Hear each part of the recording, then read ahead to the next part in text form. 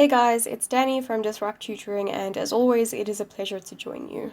In this video, we're going to do a question from the November 2018 Grade 12 Physical Sciences Paper 2. This question deals with a system in equilibrium based on this hypothetical reaction.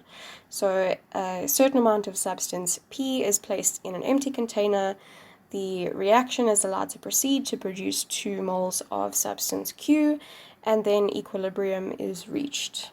So once the system reaches equilibrium, we're told that the temperature is increased at time t, and we're asked to choose the graph out of the 4 options given that represents the rates of the forward and reverse reactions after the temperature increase. So to answer this question, you need to recall Le Chatelier's principle, which states that if a system in equilibrium is disturbed, the equilibrium position will shift to oppose the disturbance and re-establish equilibrium. We're also told that the change in enthalpy for the forward reaction is negative. That means that the energy released by the forward reaction is greater than the energy absorbed, making it exothermic. So for the system to oppose the increase in temperature, it will need to favor the reaction that reduces heat.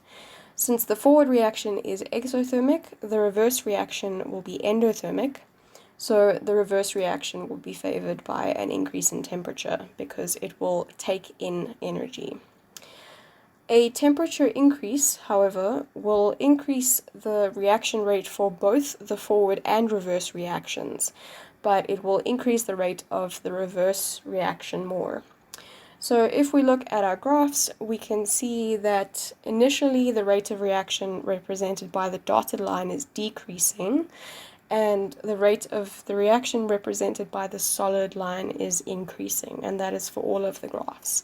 So that means that the dotted line represents the forward reaction, since the concentration of substance P is getting less over time, and that will decrease the reaction rate, and the concentration of substance Q is increasing over time, so that will increase the reaction rate.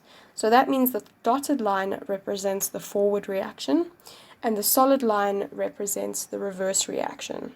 So we're looking for the graph in which both of the rates increase at time t, but the solid line increases more, and that is option B. Before I go, I'd like to say a very special thank you to our epic sponsor for making this video possible. Read all about them in the description below.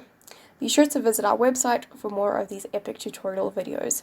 If you can't find the answer to your question, you can send us the question and we'll respond with a personalized video just for you. Until next time, stay epic.